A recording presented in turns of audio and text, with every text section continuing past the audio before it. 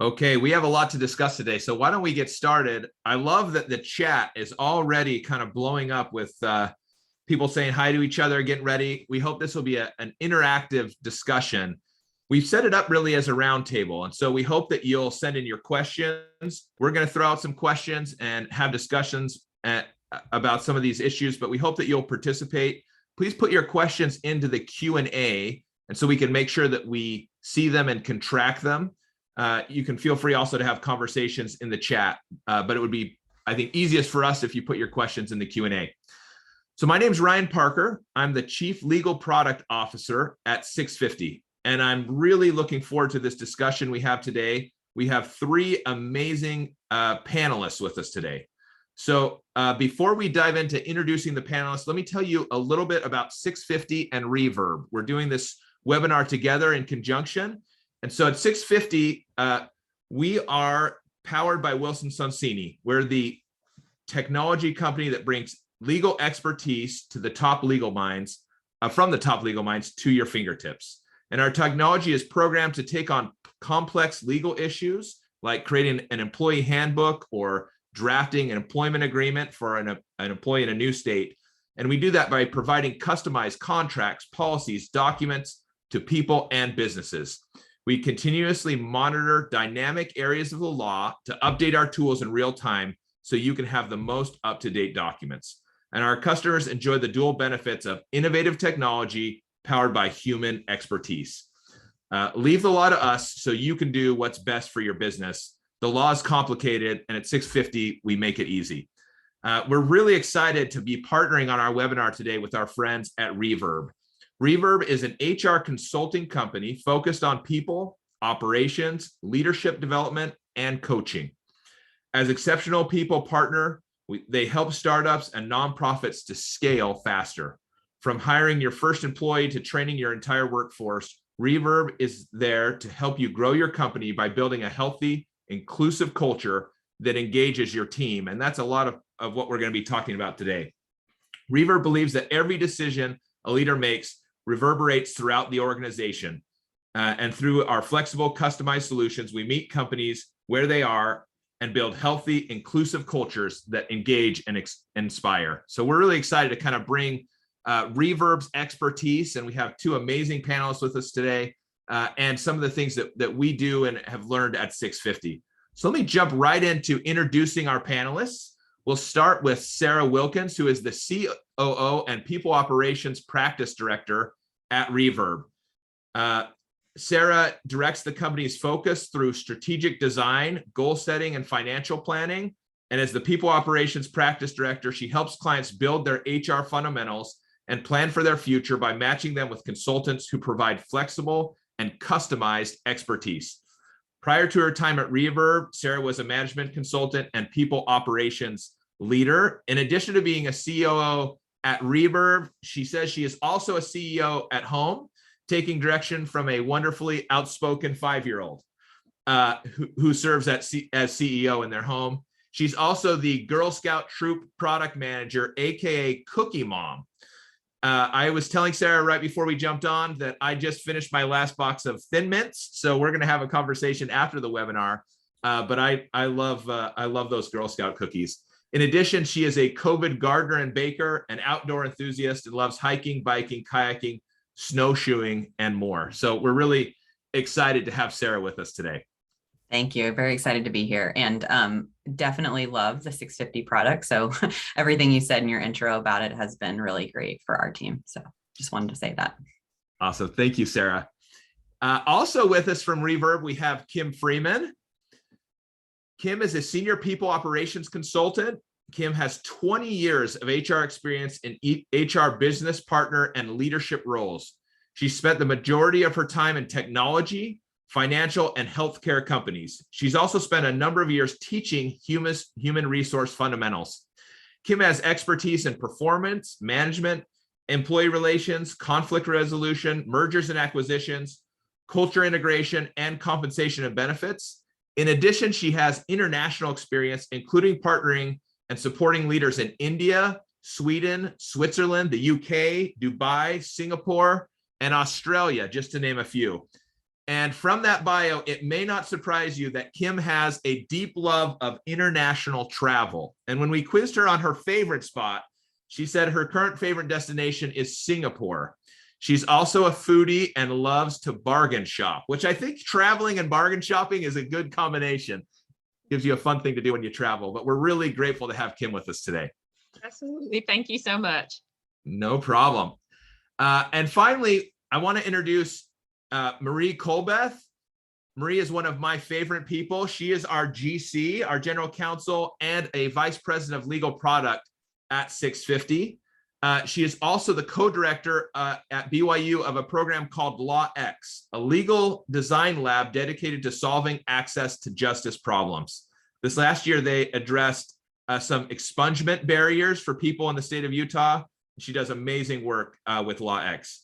Before Sixfifty, Marie served as an assistant dean at BYU Law School, where she built a diversity recruiting program. Her work with Sixfifty and LawX shows that the law can be less complicated and more equitable for both companies and individuals. On the legal product side of our business, Marie concentrates her focus on privacy and diversity, equity, and inclusion. There are so many interesting things about Marie. I don't know where to start. She's also an avid traveler, and in her free time serves as a model UN coach and mentor. And so she's always helping us remember Robert's rules and keep things in line when we're having meetings at Sixfifty, in addition to being an amazing general counsel. So we're really excited to have Marie here with us. Before we launch into our discussion, let me just give you a couple of, I'll take care of a couple of housekeeping items. We will send out a follow-up email with slides. We would love to answer your questions, so put them in the Q&A. We'll try to answer them as we go along. We'll try to save some time at the end for Q&A, but we'd love for this to be an interactive discussion. And we'll provide more information about both Reverb and Sixfifty in our follow-up email. And with that, I think we're ready to kick things off. So let me tee this up with kind of the basic question that I think a lot of companies are asking.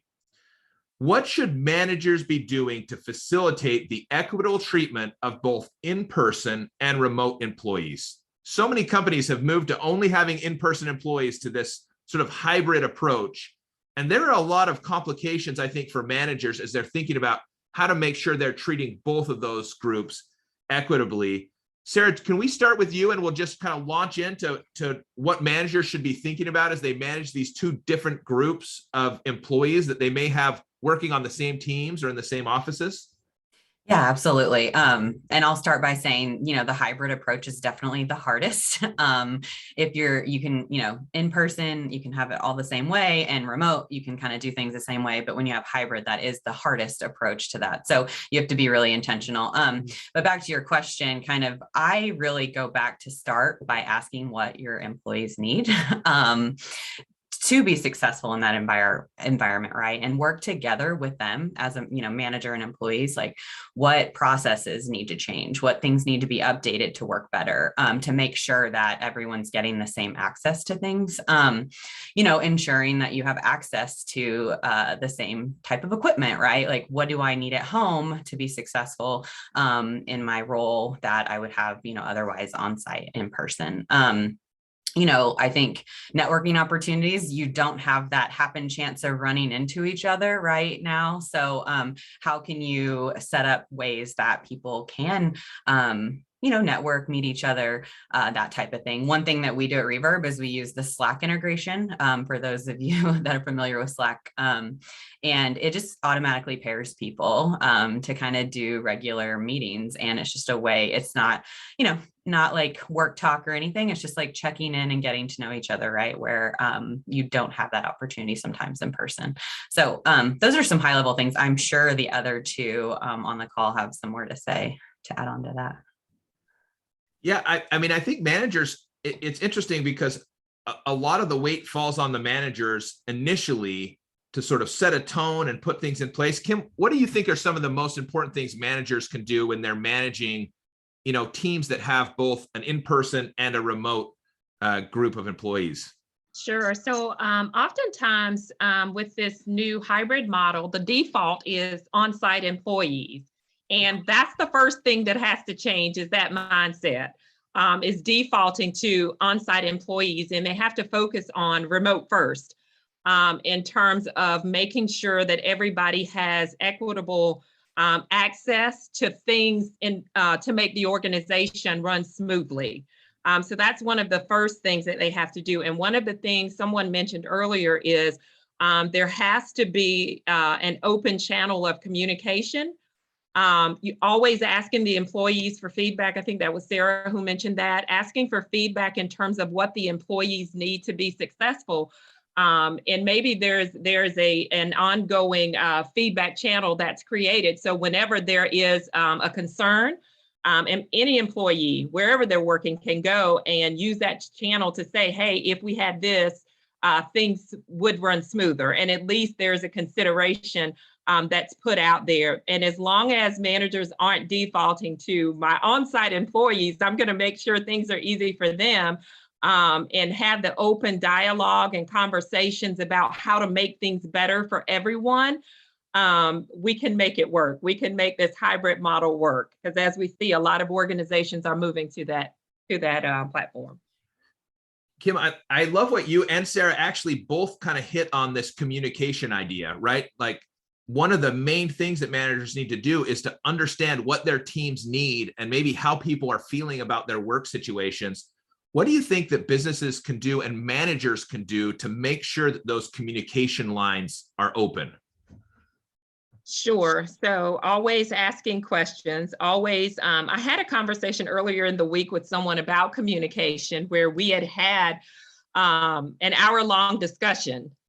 And we had an hour-long discussion about a plan. We finished the plan and we both said we're on the same page, right? We come back a week later, we have a conversation and realize we're not on the same page, because what was communicated and what was heard, even though there was a mutual understanding, was not what was heard. And so I think it's so important in this environment to always follow up, even if it's a brief summary. Want to make sure we're on the same page.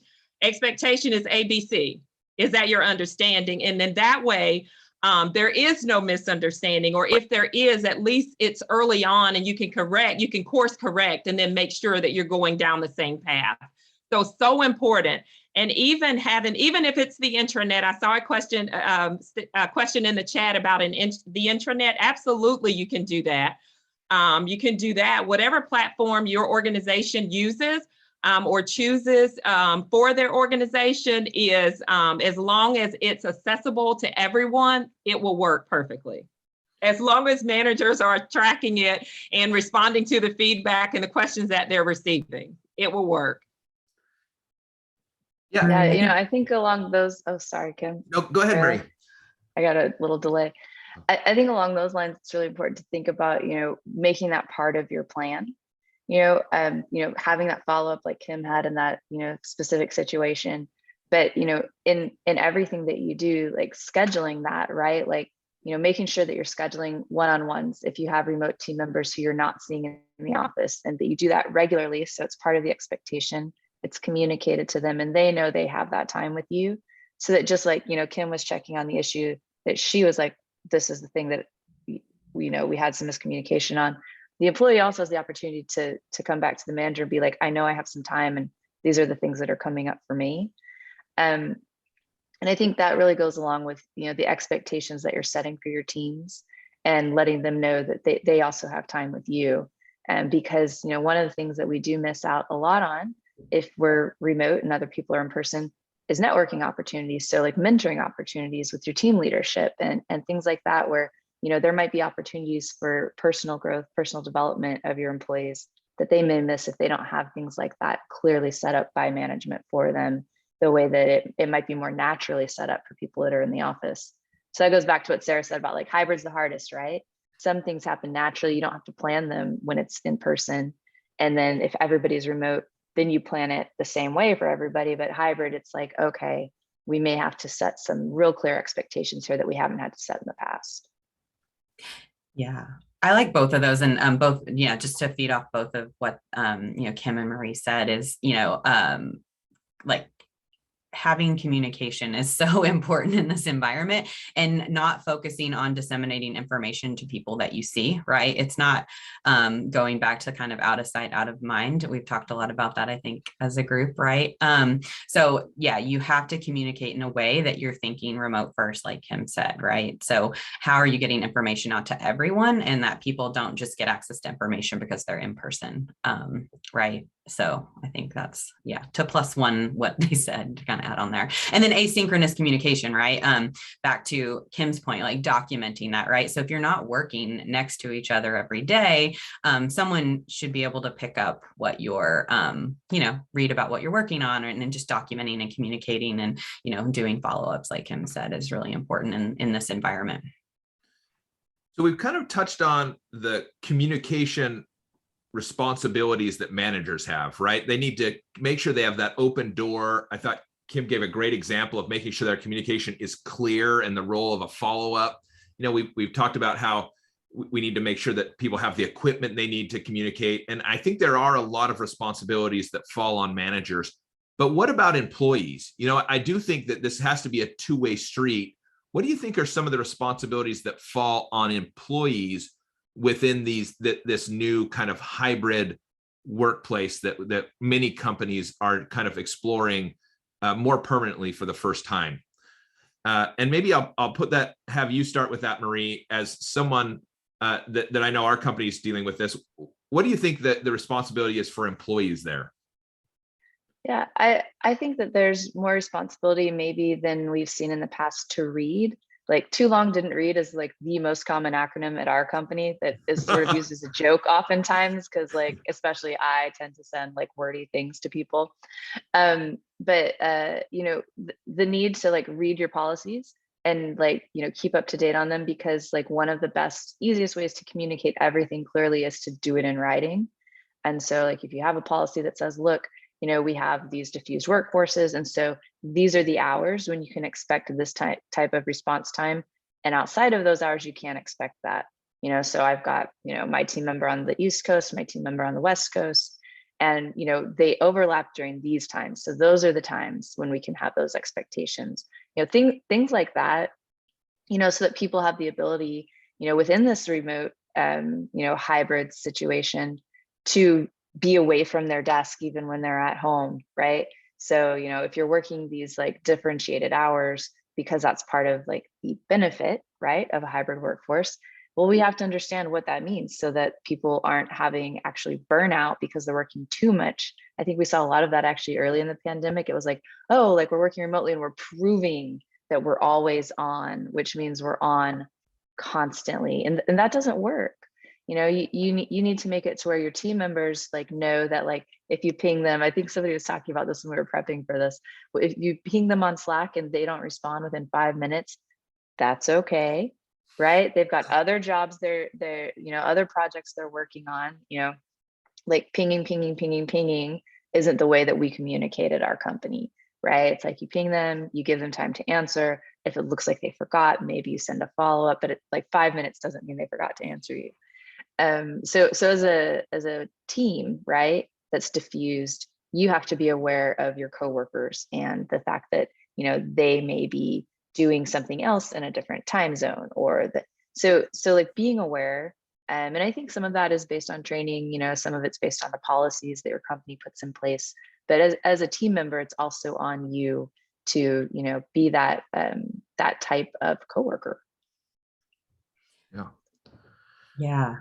May I kind of add on? Yeah. Jump That in. would be great. Yeah. So what you were saying about people knowing when to, the expectations, I read a fact this morning that like only 1 in 5 employees has been told by their leadership that they don't need to respond kind of after hours or, on weekends and things like that. So just plus wanting to making it very clear that like, there's not expectations outside of that time. Right. I think that's so important. And so that kind of leads into my other thing is, if you're not getting those as an employee, if you're not getting those clear expectations from your manager, I know it can be hard sometimes to ask, but having to sit down and saying, I really need X, Y, and Z. I need to know this. What are the expectations of my hours and time? And, here's my assumption and what I need from the flexible work arrangement that I have. Are we in alignment? Just getting that alignment between employee and manager. And if you're not getting it from your manager, using those one-on-ones that Marie had mentioned, having set up, like, to kind of go through that, right? And having kind of a standard time where you're talking about those types of things. And telling them, right, like, hey, one other thing I read, it's like defining what happens in person versus remote, and just drawing a really clear line, right? With the manager and employee, like, hey, this work is done, can really be done successfully remotely. And, I will come in for these. Does that meet your expectations, kind of thing? And so not having it kind of unknown out in the environment, right? So anyway, it's kind of on both people, but you can ask for that as an employee if you're not kind of getting that. Yeah. I really like that comment. Yeah, I agree with both Marie and Sarah. I had a conversation yesterday with an employee who's in a hybrid environment who was struggling with receiving communication after her working hours. And I communicated to her that it's up to her to make clear expectations of when she's in the office and when to expect a response. So when she leaves the office, my recommendation was to put an out of office response on, to turn it on every day, so that the expectation is communicated to the recipient, because oftentimes in this hybrid environment, people lose sight of where people are working, and they lose sight of the time zone differences. And so as an employee, and this employee is one of those who's a people pleaser, and she was really struggling, I said, you have to communicate your boundaries and the response time, so that other employees understand that. And working in human resources, a lot of times employees want answers right away. And in order for her to be able to be effective in her job and not get burned out because she's so stressed out about not responding right away when she comes back and there's 5 emails because she hasn't responded to the first one, is a sure way to burn her out, or burn any employee out. And then to add on to that, talking about employees, one of the conversations I've had numerous times is employees in this hybrid environment concerned about promotional opportunities and not being aware of different positions that are available in the organization because they're not in the office and they don't have those water cooler conversations. And so my recommendation and advice to those employees is, when you're having your one-on-ones, make sure your manager knows what your career progression looks like. Make sure your manager understands what it is you want to do. Make sure he or she understands where you want to go, because when there is conversation about promotional opportunities, at least your manager is aware and can say, oh yeah, I remember Sarah told me that she was interested in this position. Let me make sure she knows it's available, kind of thing. So very important for absolutely both the manager and the employee to communicate, because it's not just a one-way street. Yeah, I might add one thing to what Kim just said. She made me think of it, which is, as an employee, to take advantage of those water cooler opportunities that might be offered remotely, right? So if there are ERG groups at your company that are meeting, it's on the managers and the leaders of those groups to make sure that they're being offered virtually, not just in person, but, go to those, take advantage of those opportunities. We have a daily call at our company where it's like our water cooler call where everybody can join from any team. We changed the time of it when we added our first West Coast team member, right? So that it was later in the day, so that it wasn't ridiculously early for them. But I've learned so much about my coworkers from it, but also, you've got sort of that collegiality and that understanding of what's happening in the teams that you may never touch, where there may be, for example, a promotional opportunity or something happening at the company that to you is really interesting and exciting that you wouldn't learn about otherwise because you're remote. So those calls, I think, and in fact, I just had a follow-up with a new employee who I had I did an on-site with, at a remote location, who had been onboarded remotely, and we were talking through it. And that was what he was actually talking about. He's like, that's been the thing that's made me feel like part of the company, right? Because he's never met anybody until that on-site that we just had. So those morning calls, can be interesting in that we usually don't talk about work. So it's usually a call Exactly. about like what people are binge watching, what they've recently, loved eating, what they did over the weekend. But those are the kind of conversations that used to happen in the hall, at the drinking fountain, in the lunchroom, that aren't happening for remote employees.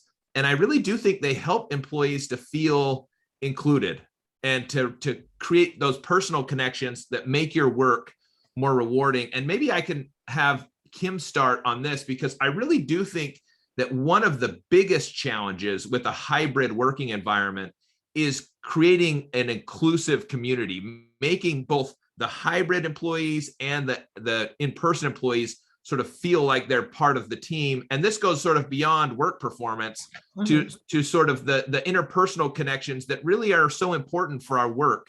Kim, what are you seeing as maybe key things that businesses should be thinking about to create these inclusive communities when they have both in-office and remote employees? Sure. I would say the first thing is to make sure HR and IT are always collaborating to make sure that technology is keeping up with the new norm. So in order for remote and on-site employees or in-office employees to be able to have collaboration, we need to make sure that the technology is up to date and that organizations have invested in the best technological tools in order to keep their employees connected.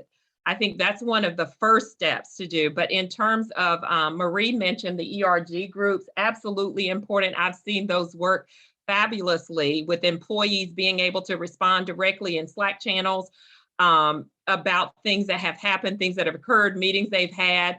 And to Ryan's point regarding what TV show we're binging on, I've seen so many conversations at organizations and just building the camaraderie. Like, we're not able to do it as we once did, but I see these as being very effective in building cohesiveness between the two groups of employees, remote versus in office. And so in order for companies to be successful and to be that employer of choice where everybody wants to remain, they're going to have to keep up with this hybrid model. And technology is the first thing, because if we can't communicate, we're dead out of water. So that, in my opinion, that is the very the most important thing. If people aren't able to communicate, we're not going to be able to get things done effectively. Yeah, I would say one thing that I love that comment. One thing that we've done at 650 that's been fun is we have a general channel that just is for work, but then we have one called General Fun that's for not work. And people post in there like, here's a picture of my dog, or here's like something funny that I saw. And it's often the most busy channel because people then, comment. It's sort of like a comedy channel almost, as employees kind of have a fun time. The other thing we did is we created a book club. So we have a book club channel on Slack where every month we have, or 6 weeks, those who want to read the book get together, we read a book, and we just jump on a Zoom call for a half hour and talk about, the book, what we liked. We decide on the next book, but it's been kind of fun because there are people that have very different, likes and dislikes about books. I think we have a music channel, but, technology, and this is, I think, where Kim was going, actually allows you to have these interest channels. So we have a channel that's on music where people are like, oh, this is the song I'm loving today. And they just throw it in the music channel.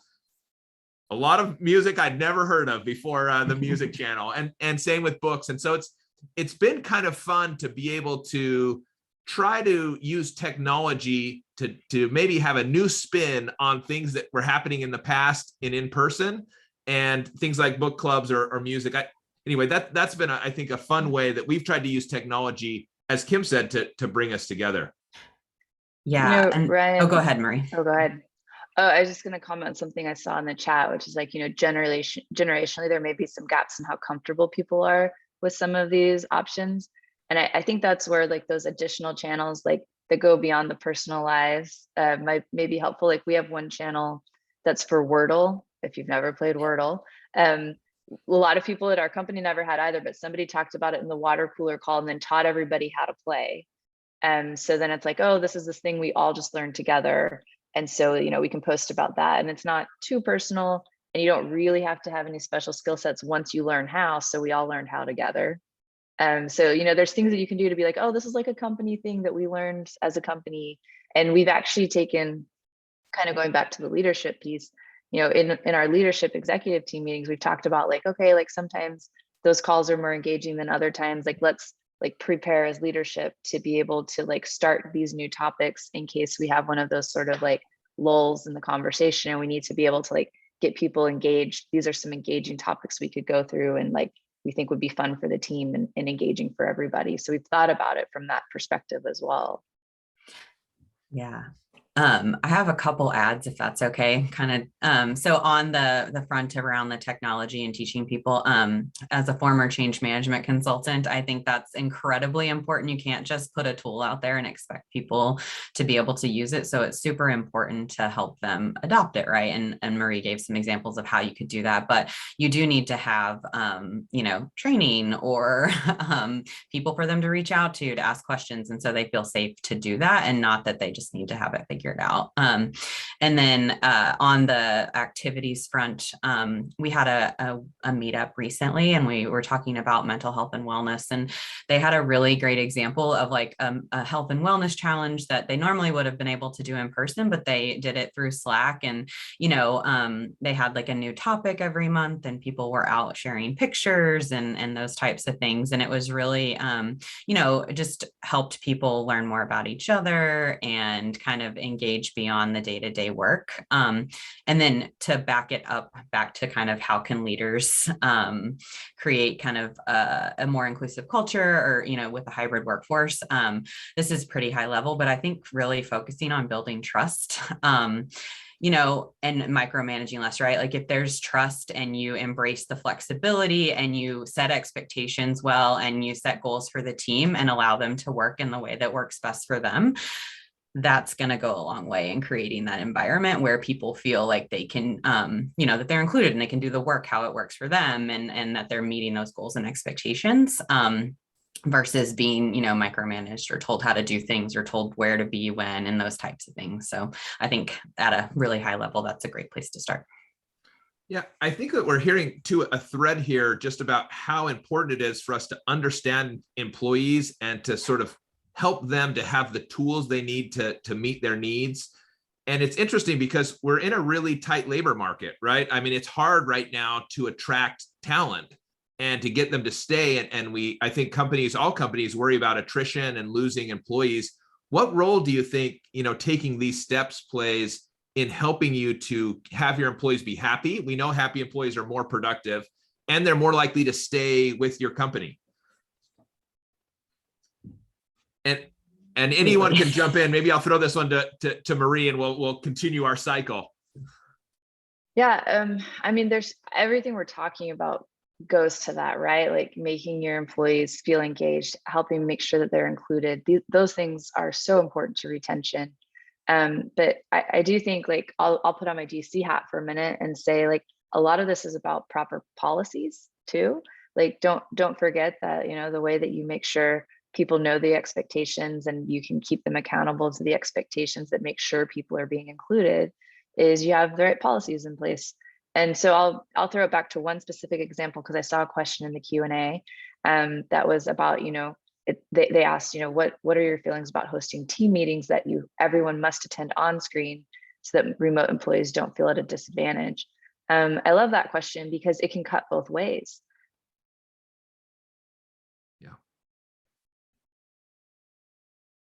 Everybody can see everybody can be engaged, everybody can feel included.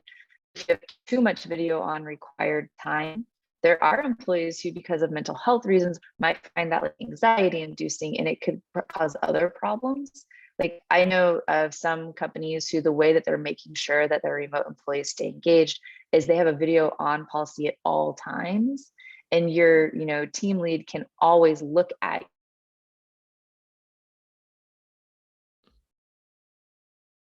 I think we may be losing Marie here.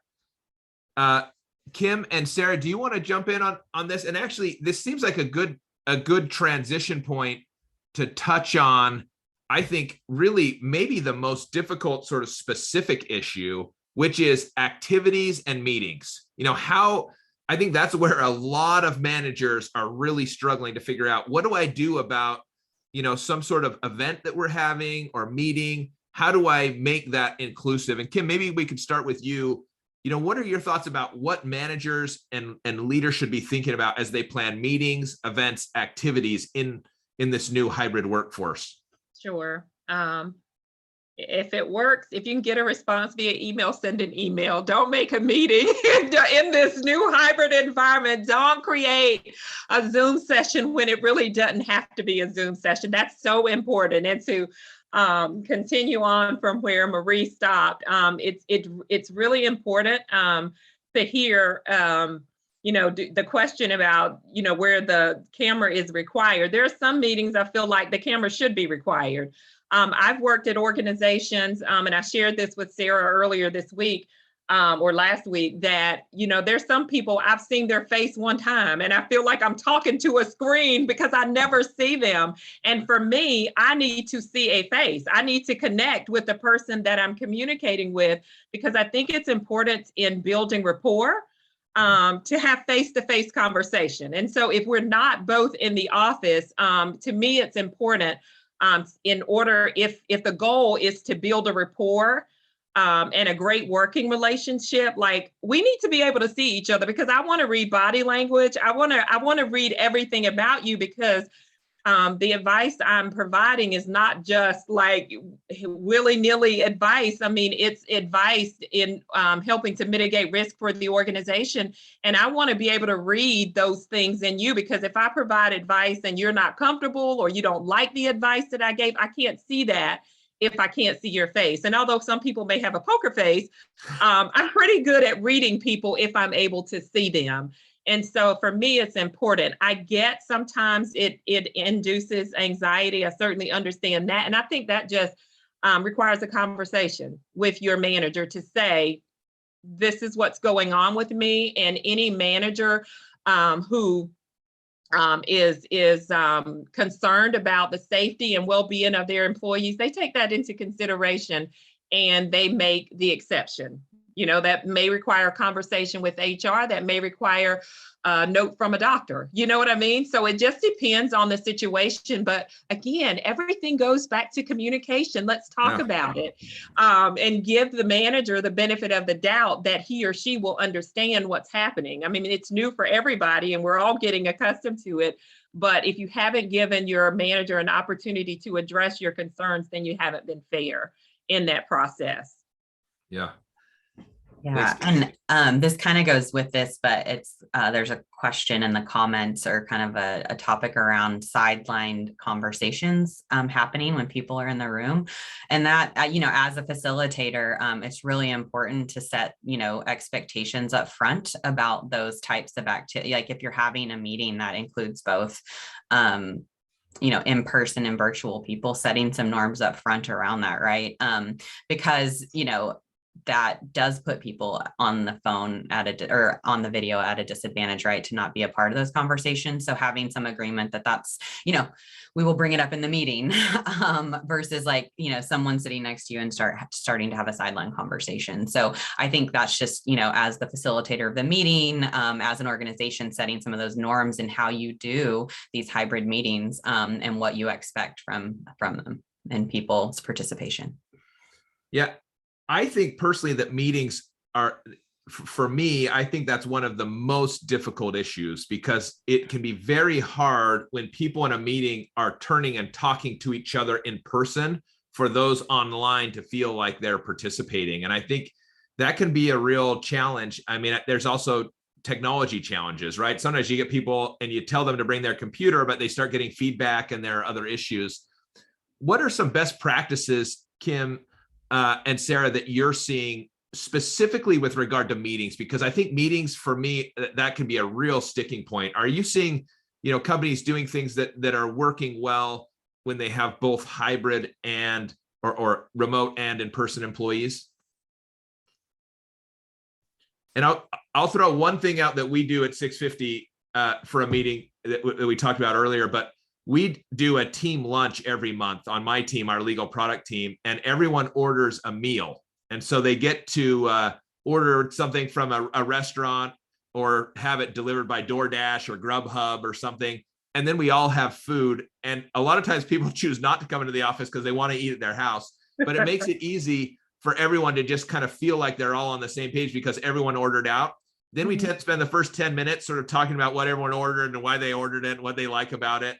And it sort of incorporates water cooler time into the meeting in a way that I have enjoyed. But what are some things you're seeing that are working for companies as they try to make sure that both the remote and the in-person employees are able to engage and that there's some equity in meeting participation? Sure.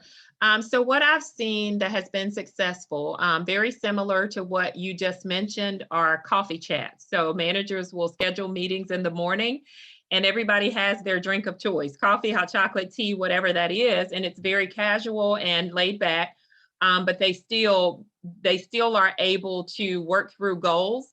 And rather than it being just a meeting, a Zoom session where here we go again, talking about, work-related things, it's people being able to just enjoy a cup of coffee and even have lunch, the lunch and learns they call them.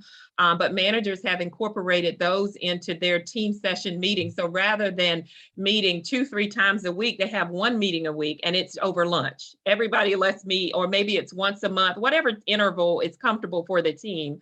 And I've seen it where managers have sent out surveys saying, hey, what do you think about, rather than, because I was supporting one organization where they had weekly meetings and it was burning everybody out. It was burning everybody out. And then the leadership team asked for feedback. What do you think is more reasonable? And the consensus was once a month. And so what the company would do is they would provide the Uber Eats coupons or DoorDash coupons for employees to order their food from, and they just order it and they enjoy their lunch. And like Ryan, they may have conversations about where they ordered from that day, but they're able to incorporate both fun and work into those meetings. And I think during this environment, less is more, unless there is some like pressing project that's happening where you have to meet more. But in the ordinary course of business, based on a number of organizations that I've partnered with, a month has been for group meetings. That is not the one-on-ones, because managers are still having the one-on-ones with their employees and smaller groups. But as a whole, once a month, just coming together, and employees appear to appreciate that. And then there may be some smaller meetings in between, because some employees, those like Sarah and Ryan, who need to be around people, they want to have more direct contact with their managers. And so some managers are a lot more accommodating, and they will accommodate those employees to have those sessions. Some employees need a bit more hand-holding in this environment, because it takes a lot sometimes for people to change. I've been going into the office for 30 years and now all of a sudden I can't. And it takes some change. And so again, communication, understanding, asking for feedback, continuous feedback, that should always be in the leadership's on their agenda. Continuous feedback. So consistently and regularly asking for meetings, providing channels that employees are able to provide that and feel comfortable providing that feedback. And the most important thing about that is this is a step that a lot of organizations miss. They offer all of these things, but then there's no follow-up. So I make a recommendation and then I never hear anything. It's like the information goes into a black hole and it remains there. So the most important thing is, if an employee is going to take time to provide feedback, obviously it's important to them. So as a leader, it's your responsibility to make sure that you're responding to the feedback that you're receiving, even if, thank you for that feedback, we're not going to be able to meet your accommodation, but thank you. At least it's an acknowledgement that they recognize the employee took time to provide some feedback. So an acknowledgement, whether it's affirmative or not, goes a long way. Yeah. That's a great thought, right? That even if you have to say no, being responsive, I think, is something that really facilitates further communication. Even if they, I think employees understand management's not always going to agree with everything they say, but it goes a long way to say, we received your comment, we've talked about it, we're not going to be able to address it now, but we really appreciate it, and we hope you'll continue to let us know if you have feedback. I think that goes a long way and is so much better than the comment went into a black box and I never heard about it again. Yeah. I have oh, go ahead. Oh, no, sorry. Apologies that I dropped off for a minute there. no worry. We're glad to have you back. I was just going to say what Kim was talking about at the beginning of her comment reminded me of something that Sarah had actually teed up in a prep, which was impact versus activity. You know, as you're deciding, you know, which things to focus on and where to spend the time and, you know, what to say yes to, you know, what is the impact of engaging in that activity? Is it worth it? Or is it just, you know, something that's going to take more people's time and not really progress or help the team build that inclusivity? I think that's a really important question to always ask. And, you know, going also to something else that Kim was talking about, I think a little bit about, you know, the idea that even when you're telling people no, you know, having that cycle of communication, like you might say no today, but if 3 more people ask you, right, like that no could change to a yes. And I think that for employees, you know, as you get that feedback from management, if you're also engaging in, say, an ERG group, and you can say, oh yeah, you know, like I asked about this, I was told that they weren't able to accommodate it this time. If several more people that they're talking about in one of these other methods that we're making available to them have a similar issue, it may be that we would want to say yes if we realized it wasn't just one person's issue, right? So all of these things really can work together to build that inclusivity that we're aiming for. And I just talked over Sarah, so apologies. You're great. You're great. I love both of those points. And I was just going to talk about some like other maybe things to make your meetings more inclusive. So, you know, when you're actually holding them, some things that you could do if Ryan, if that's good now, I can kind of share some of those. Absolutely. Yeah. So I think, you know, there's a couple things, right? It's like acknowledging the people that are on the video, right? So not back to, I think Kim said at the beginning, you know, taking that remote first approach, like, yeah, don't just talk to the people in the room, but acknowledge the people that are on the video and make space for them, right? So it's hard sometimes to chime in when there's a room full of people talking. And so as someone facilitating the meeting, having intentional pauses where you call them in and ask if they have anything, but then also giving them ways to contribute, because sometimes it's not comfortable to speak up for everyone, right? So the chat, other, you know, polls, things like that you can use. I think another great way for like an inclusive meeting is if you're going to whiteboard something, use a tool like a Jamboard that's from Google or Miro that people can get along. So it's not like you're pointing at an in-person whiteboard that's in the room, but you're using a tool that everybody can interact with. And we just used one yesterday, and we were actually all in the same room, but it was really interactive and would allow that, you know, same interactivity with somebody that's on the the video, most likely not phone. And then I think consider like, you know, note taking, but don't assign, you know, make sure you assign or get note taking done, you know, properly, but taking notes for people that, you know, either aren't there, couldn't be there because of the time zone issues or things like that, is really important. Back to communication. Let's see, is there anything else? And then the side conversations, right? Like just making it, we talked about that a second ago, but just to double click on that, like telling, you know, that like, I don't want to say policy, but, you know, maybe it is a norm or it is something that you don't have those side conversations in the room, because it is, you know, it can be disrespectful for your teammates that are on the video that aren't kind of being able to participate in that. Yeah, I love those comments. And I've seen some skillful leaders when they're having meetings, for example, when there's conversation, they'll say, hey, does anyone on the call want to add something? And they purposely make space for participation from both groups, because I found, so most of our company is based in Utah. I'm out in the DC area. And so I'm often the one that's remotely in a meeting with people that are in person. It's hard to chime in and to be a participant if the person facilitating doesn't purposefully make that space. I think that's a great one. You know, one thing that's come up a couple times, and maybe this will be our last topic, and then we'll give you each some time to summarize. But one of the things that's come up is sort of navigating time considerations and impact and how that's going to work, because I think that's a challenge, because many businesses are used to everyone working in the same area, maybe the same building, of course, the same time zone. And now they have employees who are spread along multiple time zones. And I'll just say, in addition, I think you have employees who, because they're working at home, maybe have additional flexibility with their work schedules. Maybe they, in the morning, need some time to be able to get kids to school and they plan to work a little later, or maybe it's the opposite. Maybe they want to start really early and be done earlier because they have other responsibilities. What are you seeing as some best practices or things that companies are doing to address this issue of sort of time consideration that can be tricky with remote employees?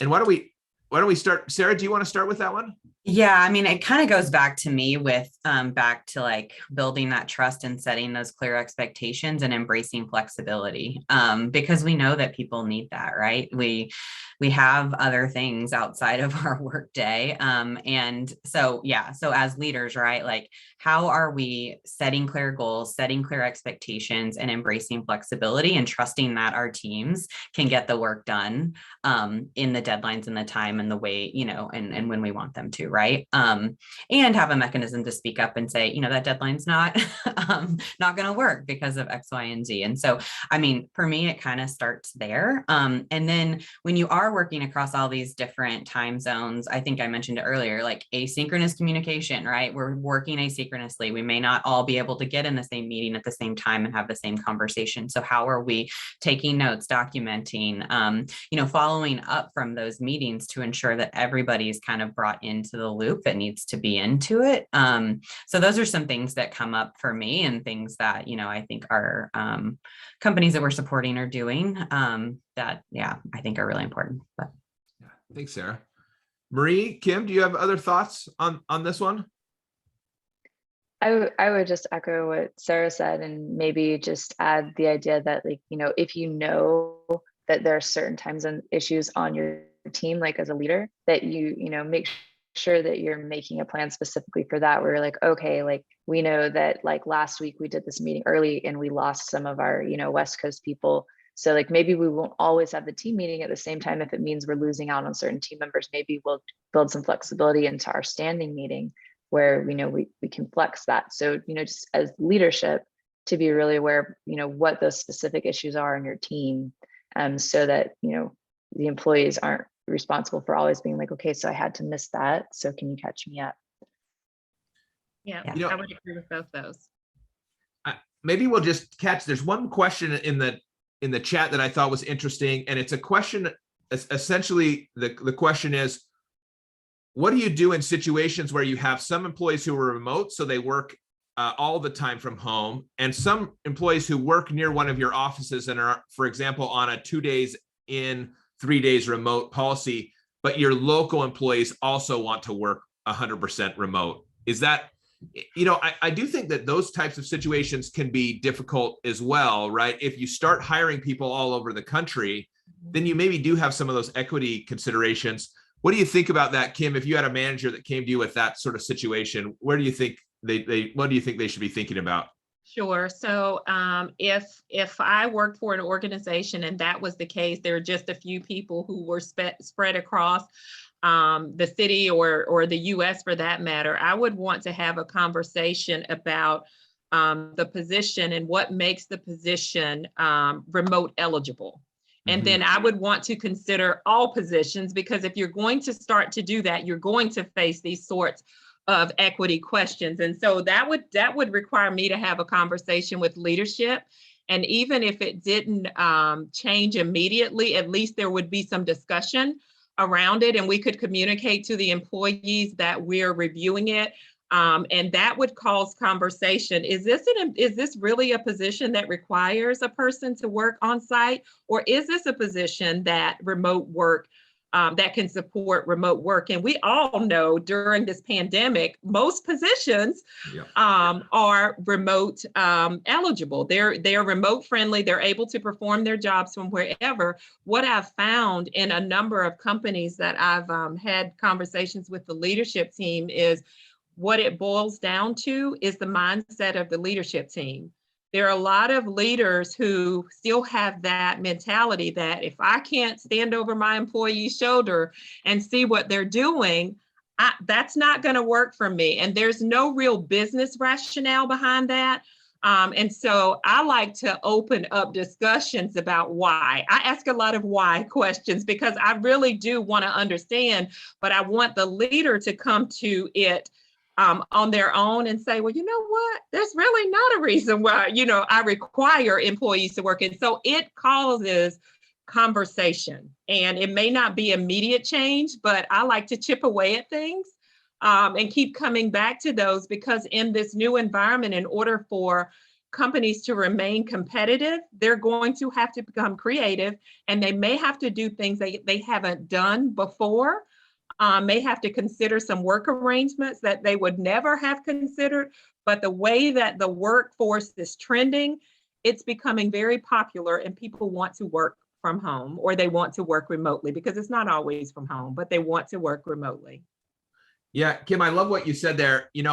The focus should be on the requirements of the position, Absolutely. not the location of the employee. And I think it's easy to get kind of caught up on the second thing when really it's the requirements of the position. I think that's insightful.